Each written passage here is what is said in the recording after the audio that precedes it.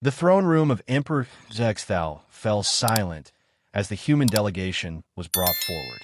The Galactic Council had been debating the human problem for months. These strange primates from a death world called Earth who insisted on joining the civilized species. Another petition for membership. The Emperor's mandibles clicked in amusement. His chitinous form towered over the assembled dignitaries, representatives from 40 peaceful species who had built their alliance on logic and cooperation. The human ambassador, a weathered woman named Chun, stepped forward. Your Majesty, humanity has much to offer. Offer? Zyx'thal's laugh echoed through the crystal halls. You come from a world where everything tries to kill you, where storms level cities and beasts hunt in packs. What could savages possibly offer us? Before Ambassador Chun could respond, a commotion erupted from the menagerie entrance. The Emperor's prized collection of exotic creatures was housed in an adjacent wing. Specimens from 1,000 worlds, all properly sedated and contained. All except one. The Vrexian Nightcrawler burst through the door, its 6 eyes wild with rage.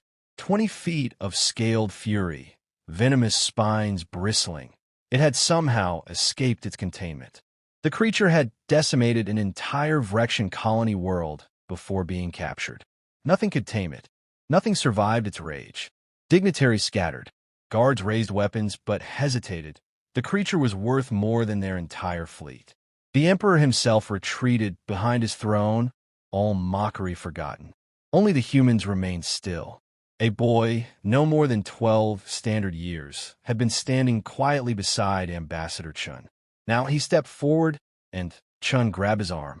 Don't me? No. It's okay, Mom, the boy said softly. He walked toward the Nightcrawler with measured steps. The creature's head swiveled toward him, fangs dripping toxins that sizzled on the marble floor.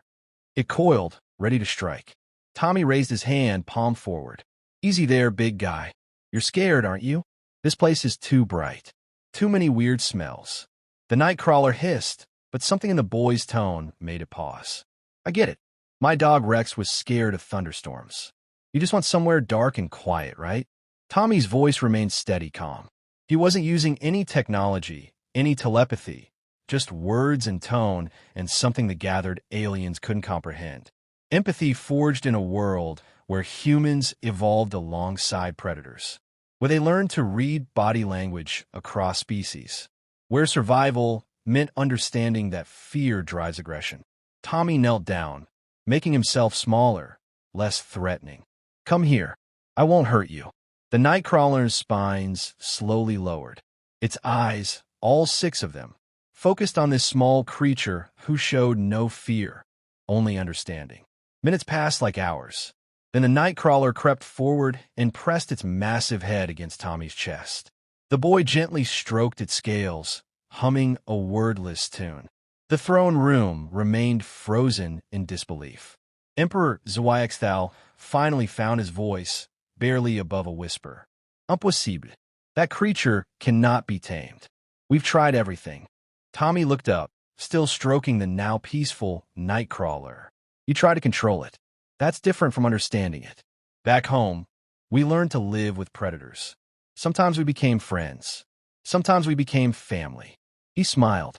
We even tamed wolves into dogs, and they chose to stay. The Emperor stared at the scene before him. A human child accomplishing what his empire's greatest minds could not. Finally, he understood. These humans weren't just survivors of Death World. They were masters of it. They possessed something no amount of technology could replicate. The vote, Zyx'thal announced, his voice carrying new respect, is unanimous. Humanity is welcomed into the Galactic Council. He paused, looking at Tommy and the Nightcrawler. And perhaps we have much to learn from you. Ambassador Chun smiled, placing a hand on her son's shoulder as the council chambers erupted in astonished chatter.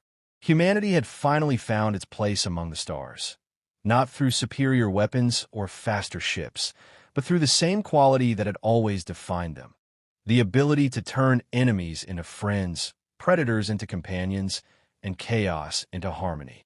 Because that's what humans do.